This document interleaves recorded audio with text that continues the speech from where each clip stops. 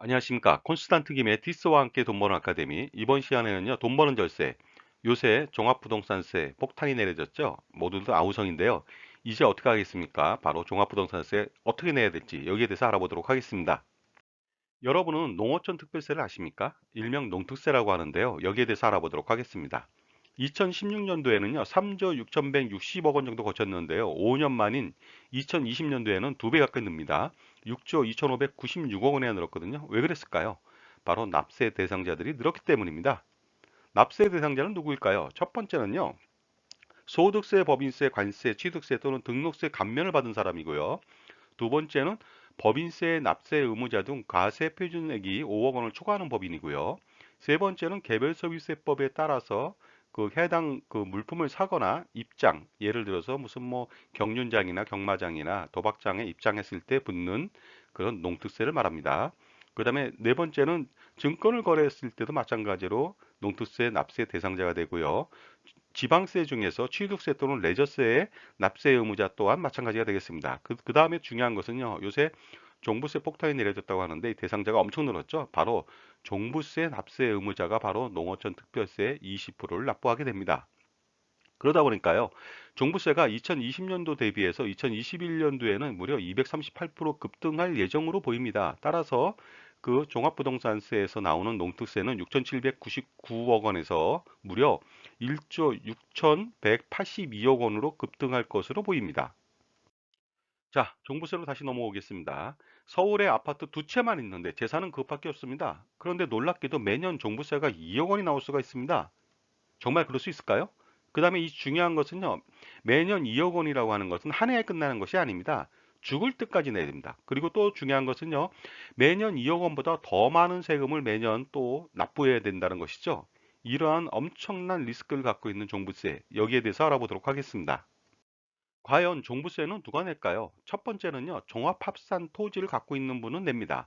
나대지나 잡정지처럼요, 건물이 없는 토지를 말하겠습니다. 전국에 자신이 갖고 있는 이러한 나대지나 잡정지는요, 토지 공시가격에서 5억 원을 뺀 나머지 금액에 대해서 공정시장가액 적용 비율에서 종부세를 납부합니다. 따라서 나대지나 잡정지가 공시가격 5억 원을 초과했을 때 종부세 대상이 된다는 뜻이죠. 그 다음에 별도 합산 토지라고 해서요. 일반 건축물의 부속 토지를 갖고 있는 분들입니다. 예를 들어서 어떻습니까? 빌딩을 갖고 있다. 그러면 바닥에 토지가 있겠죠. 이런 것을 말하는데요. 이때 토지 공시가격에서 80억을 뺀 나머지 금액에 대해서 종부세를 부과합니다. 따라서 일반 건축물을 갖고 있는 빌딩을 갖고 있는 소유주라면은 80억 원을 초과하는 경우에 종부세를 피할 수가 없습니다. 그 다음에 중요한 것은 이제 주택을 가지고 있었을 때도 종부세를 내는데요. 주택 공시가격에서 6억 원을 초과하는 경우에는요, 공정시장가액을 적용을 해서 종부세를 산출합니다. 그 공정시장가액 적용 비율은요, 2021년도에 95%고요, 2022년도부터는 무려 100%를 적용하게 되어 있습니다. 물론 1세대 1주택인 경우에는요, 그 기본 공제를 6억 원이 아니라 11억 원을 공제해 줍니다. 자, 그렇다면요. 종합부동산세, 종부세는 어느 정도 될까요? 알아보도록 하겠습니다. 2021년도에요. 고지 인원은 총 102만 7천 명이 되겠습니다. 그 다음에 예상 금액이 되겠죠. 고지세액은요. 8조 5,681억 원이나 됩니다. 2020년도 대비해서 3조 6,006억 원 정도 됐거든요. 무려 238%나 상승합니다. 자, 그렇다면 초미의 관심사죠. 주택을 가진 경우 종부세는 어느 정도 될까요? 2020년도에 보면요. 고지 인원이 66만 7천여 명 됐습니다. 그런데 2021년도에는 무려 94만 7천여 명으로 늘어납니다. 142%나 증가하거든요. 고지세액도 알아보도록 하겠습니다. 2020년도에는 1조 8천억 원 정도 됩니다. 그것이 2021년도에는 무려 5조 7천억 원이나 됩니다. 317%나 증가했습니다. 그중에서 경기도는 종부세 폭탄을 맞이하고 있습니다. 알아보도록 하겠습니다. 2020년도에는요, 고지 인원이 14만 7천여 명쯤 됐는데요. 2021년도에는 무려 23만 8천여 명으로 162%나 증가합니다.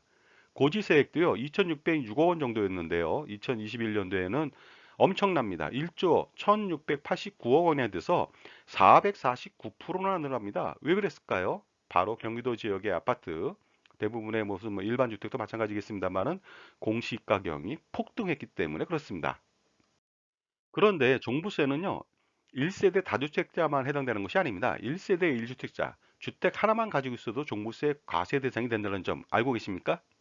2020년도에는요, 고지 인원이 12만 명이었습니다.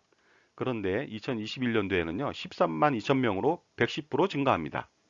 고지세액은요, 1200억 원에서 2천억 원으로 증가합니다. 무려 167%나 증가한다는 것이죠. 문제는 무엇이냐면요. 1주택만 가지고 있다 하더라도 2022년도 이후에도 지속적으로 증가한다는 점이라는 것이죠. 그렇다면 주택 가격별로 종부세는 어떻게 분포되어 있는지 알아보도록 하겠습니다.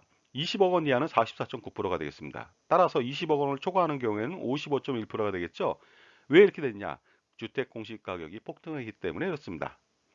20억 원 초과 25억 원 이하일 때는 27.5%, 그 다음에 25억 원 초과 34억 원 이하일 때는 19.4%, 34억 원 초과 91억 원 이하일 때는 8.1%, 그 다음에 91억 원을 초과하는 경우도 있습니다. 0.1%가 되겠습니다.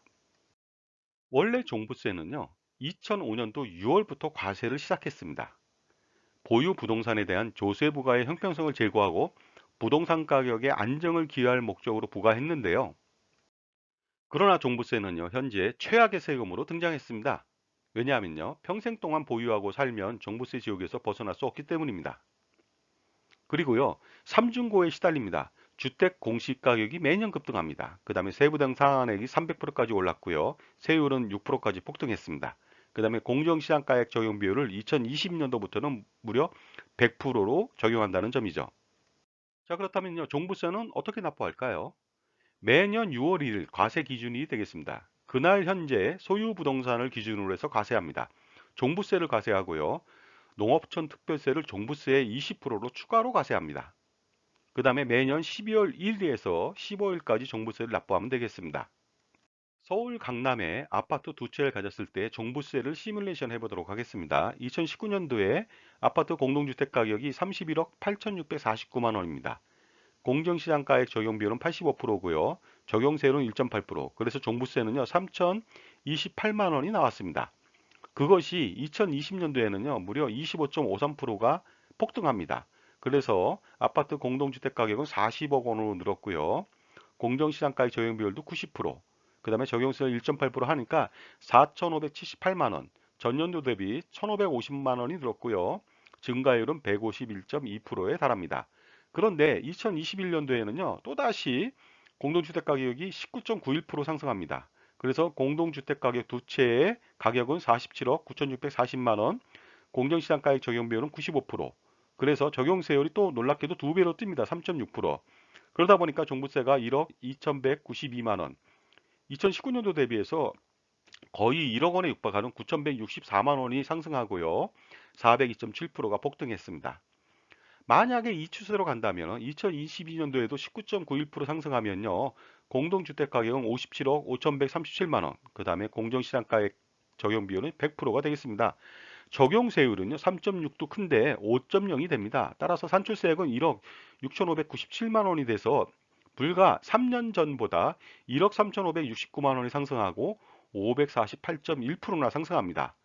거기에다가요, 농어촌 특별세를 3,319만 원을 부과하다 보니까 총 2억 원 내에 그 종부세라고 하는 엄청난 폭탄을 맞게 됩니다. 자, 이러한 2억 원에 대한 종부세를 한꺼번에 내기는 어렵겠죠. 따라서 종부세를 분납할 수가 있습니다. 종부세 세액이 250만 원을 초과하는 경우에는 분납 신청이 가능한데요. 이때 농어촌 특별세 20%는 제외된 금액이 되겠습니다. 분납 신청을 하면요, 분납이 가능합니다. 6개월 후까지 납부가 가능하거든요. 2022년도 6월 15일까지 납부 가능하고요. 이자 부담은 없으니까 종부세 분납 신청하시기 바랍니다. 자, 그렇다면 종부세를 분납해 보도록 하겠습니다. 종부세액이 250만 원에서 500만 원까지인 경우에는 분납이 가능한데요.